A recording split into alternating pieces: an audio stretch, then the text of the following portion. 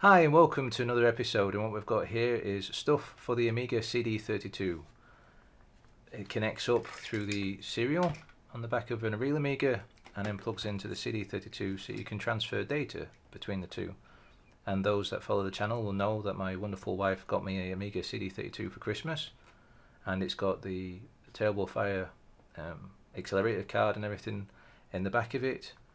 So it means that I've already got WHD load up on that, and I do have an Amiga 1200, and I want to be able to transfer data between the two, and this will allow for that. So expect to be seeing that in a later date on a later episode at some point. Might not be next week, might not be the week after that, but you know me, I eventually get round to things.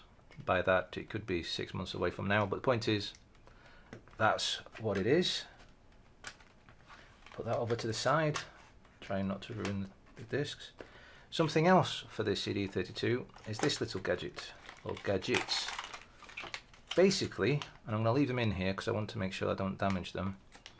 This is a little gadget that you put into the Terrible Fire accelerator card, and it gives you Wi-Fi access, which means then of course you can go onto the internet.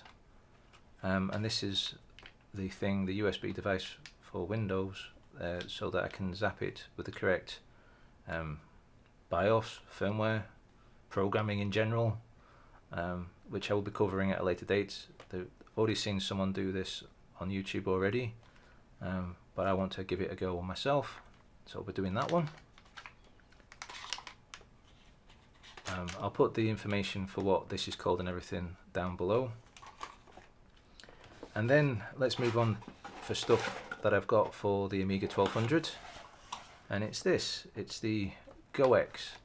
Now I'm sure a lot of people have already heard of the GoTech, and you faff around with that and you can have a little display screen, and you can, basically it's like a virtual floppy. You take out the floppy drive and you can do it that way. It works on other machines as well, but this one, as far as I understand, has been sort of dedicated to work on an Amiga, and the whole idea is that it just fits in the drive area. It's got an SD card instead of a USB stick, and it's got a spinny wheel to change the different discs that you've set up, instead of buttons or a dial.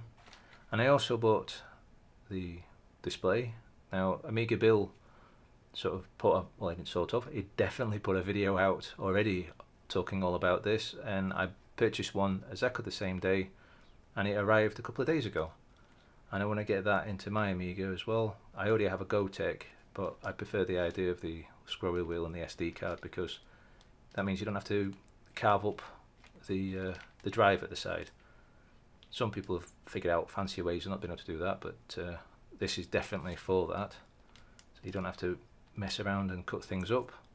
But at the same time, I do have this screen, but I want to see if I can put on a different screen that I've already got for the GoTech that I was planning on doing, because I have a black case for my Amiga 1200, so that I want to do it that way.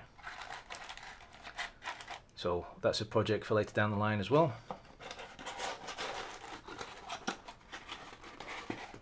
And then also for the Amiga CD32, I bought some 3D filament for my 3D printer, so that I can print out a case that's already designed to protect the Terrible Fire expansion card that's on the back of the Amiga CD32.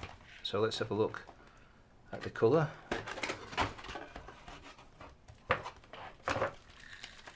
I believe this is more of this sort of greyness of what's out there. You know, to go on the back of it, it's a dark grey instead of a light grey. It's going to be closer to the CD32 sort of case than the other plastics I already have. So that's another project I want to get doing as well. Someone's already designed it for it to be done, so all I've got to do is load it up on my printer and get it printed. I hope that's been of interest. I realise it's not something I've actually, you know, I've fixed something or got something going this week.